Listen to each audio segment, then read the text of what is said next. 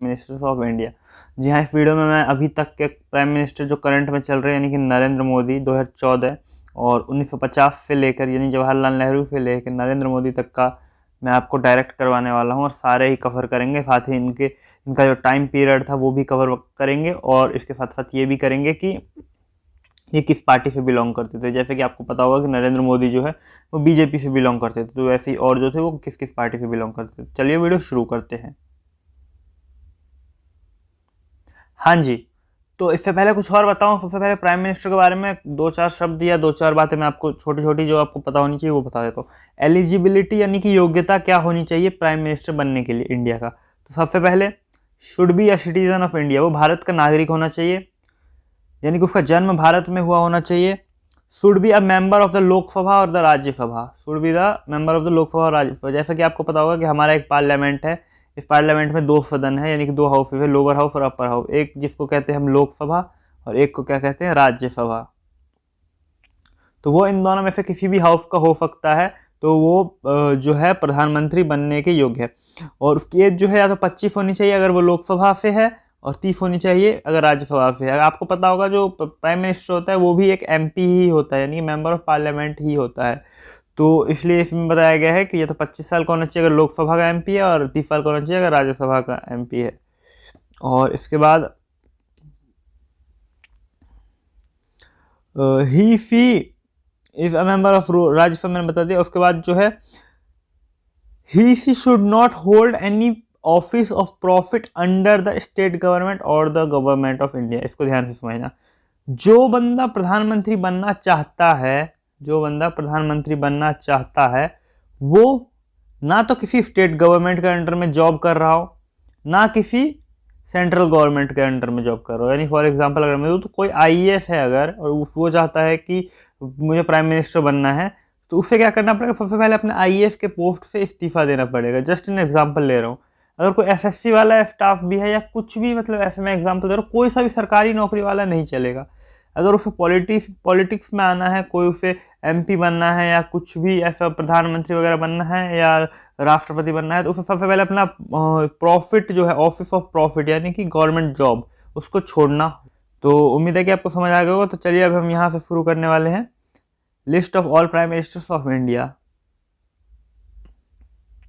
और जिसमें सबसे पहले अब यहाँ पर देख लेना, यहाँ पर ये नंबर में मैं यहाँ पर सीरियल नंबर है, नेम में प्रधानमंत्री का नाम होगा, यहाँ पे पार्टी किस पार्टी से बिलोंग करते हैं और टर्म जो उनका मतलब कि कब से कब तक, और टर्म आउट मतलब कब तक, कब से और कब तक। टर्म इन मतलब कब से और टर्म आउट मतलब कब तक।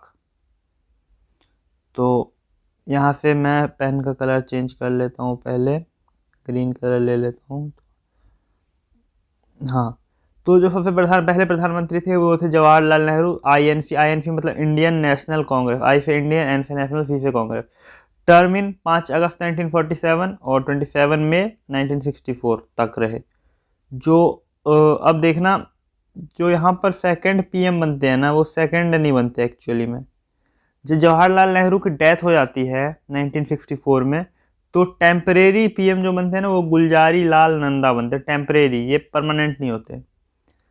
और 27 मई 1964 को और 9 जून 1964 को, मई जून एक डेढ़ महीने के लिए ये पीएम बन जाते हैं। इसके बाद जो नेक्स्ट है हमारा अगले प्रधानमंत्री जो बनते हैं वो बनते हैं लाल बहादुर शास्त्री।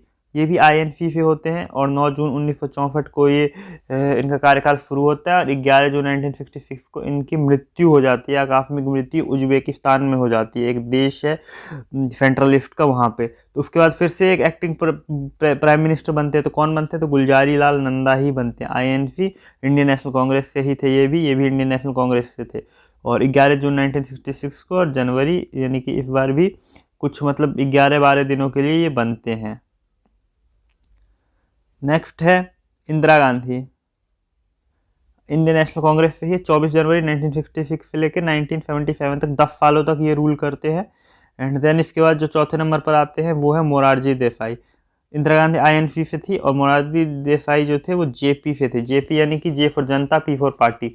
और 24 मार्च 1977 को इनका कार्यकाल शुरू होता है और 28 जुलाई 1979 को इनका कार्यकाल समाप्त होता है।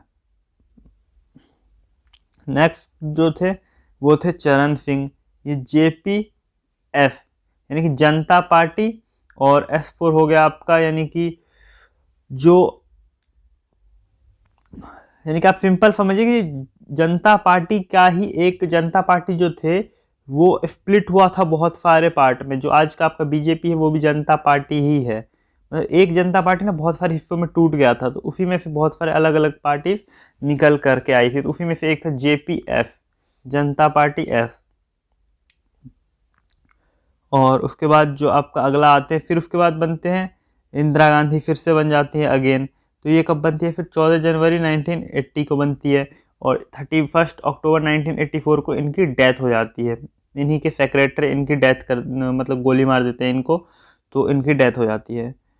और इसके बाद जो इनका बेटा बनता है, जिसे राजीव गांधी जिनका नाम था, और जो छठे नया प्रधानमंत्री बनते हैं तो राजीव गांधी, और INC इंडियन नेशनल कांग्रेस के ही थे ये भी। इनकी माता जी की मृत्यु के बाद ये अगले प्रधानमंत्री बनते हैं। 31 अक्टूबर 1984 को इनकी एंट्री हो जाती है, यानी कि इनका कार्यकाल शुरू हो जाता है, और 2 दिसंबर 1989 को इनकी भी मृत्यु हो जाती है। इनको अगर आपने सुना होगा तो एक ऑर्गेनाइजेशन है LTTE, liberation tigers of Tamil इलम, जो कि मतलब इनका मानना है कि यही एक आतंकवादी ग्रुप था जो कि श्रीलंका में जिसने बम विस्फोट करवाया था। तो श्रीलंकाई तमिल ने, यानी कि यही LTT वालों ने, लिबरेशन टाइगर ऑफ तमिल इलम, जो कि श्रीलंका को 2 हिस्सों में बांटना चाहते थे, तो उन्होंने जो है इनकी मृत्यु कर दी, क्योंकि इन्होंने जाके श्रीलंका में श्रीलंकाओं का साथ दे दिया था। तो कुछ इस टाइप की स्टोरी है, कभी डिटेल में डिस्कस करेंगे। चैनल पर सब्सक्राइब कर लेना, जुड़ जाओ हमसे। और 7वें नंबर पर जो आते हैं वो है VP सिंह, और ये JD के थे, यानी जनता दल के, J for Janata, D for दल। 2 दिसंबर 1989 को इनका कार्यकाल शुरू होता है, 10 नवंबर 1990 को समाप्त हो जाता है इनका कार्यकाल।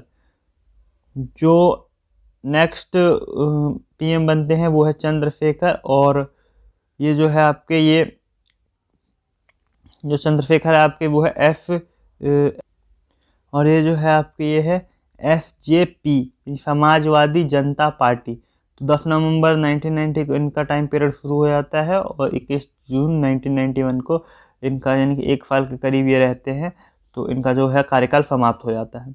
देन 9वें नंबर पर आते हैं नरसिम्हा राव। नरसिम्हा राव इंडियन नेशनल कांग्रेस के ही थे, और 21 जून 1991 को इनका जो टाइम है वो शुरू होता है, 1996 को 5 साल होकर ख़त्म हो जाता है। और उसके बाद जो आपका आते हैं वो है हमारे एक, मतलब बहुत ही महापुरुष जिसको कहते हैं। तो 10वें नंबर पर जो आते हैं वो है अटल बिहारी वाजपेयी, और ये बीजेपी के हैं। बीजेपी मतलब भारतीय जनता पार्टी। 16 मई 1996 को इनका टाइम पीरियड शुरू होता है, और 1 जून 1996 को इनका टाइम पीरियड समाप्त हो जाता है। देन इसके बाद अगले नंबर पर जो आते हैं वो है HD देव गौड़ा, 11वें नंबर पे। JD के होते हैं जनता दल, और 1 जून 1996 को इनका टाइम पीरियड शुरू होता है, और 21 अप्रैल 1997 को समाप्त हो जाता है, 1 साल के अंदर ही। देन 12वें नंबर पर जो आता है इंद्र कुमार गुजराल, JD के होते हैं। 21 अप्रैल 1997 को शुरू होता है, 19 मार्च 1998 को समाप्त हो जाता है। देन अगला जो आते हैं हमारे, फिर से अटल बिहारी वाजपेयी सेकंड टाइम प्रधानमंत्री बनते हैं, और बीजेपी के होते हैं, ये भारतीय जनता पार्टी के। और इस बार वो 1998 यानी 19 मार्च 1998 को उनका टाइम पीरियड शुरू होता है, और 22 मई 2004 को उनका टाइम पीरियड ओवर हो जाता है, यानी कि उनका कार्यकाल समाप्त हो जाता है पूरे 5 साल होने के बाद। अगले प्रधानमंत्री जो बनते हैं हमारे वो है मनमोहन सिंह। इनको शायद से आपने देखा भी होगा अपने टाइम पीरियड पे, और INC यानी इंडियन नेशनल कांग्रेस के से ये बिलोंग करते हैं। और 22 मई 2004 को इनका टाइम पीरियड शुरू होता है, और 26 मई 2014 को इनका टाइम पीरियड जो है वो ख़त्म हो जाता है। पूरे 10 साल के लिए ये प्रधानमंत्री बनते हैं। जो नेक्स्ट आते हैं हमारे वो है 14वें नंबर पे नरेंद्र मोदी, जो कि अभी करंट में भी है, बीजेपी से है, भारतीय जनता पार्टी। और 26 मई 2014 को इनका कार्यकाल शुरू होता है, और 5 साल इन्होंने पूरे भी कर लिए हैं। एक कार्यकाल यानी कि 5 साल का पीरियड समाप्त हो गया। आपको पता होगा कि प्रधानमंत्री कार्यकाल 5 साल के लिए होता है, और अभी जो इनका दूसरा 5 साल का कार्यकाल है वो इनका चालू है।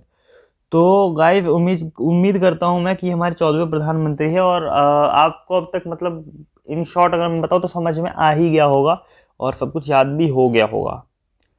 तो मिलेंगे फिर एक नई वीडियो में। अगर चैनल पर पहली बार विजिट किया तो चैनल को सब्सक्राइब कर लेना, दोस्तों के साथ शेयर कर लेना, बेल आइकन प्रेस कर लेना और कमेंट करके बताना कि क्या डाउट आया। और आप मुझे इंस्टाग्राम पे भी फॉलो कर सकते हैं। और मिलेंगे फिर एक नई वीडियो में, जब तक के लिए जय हिंद।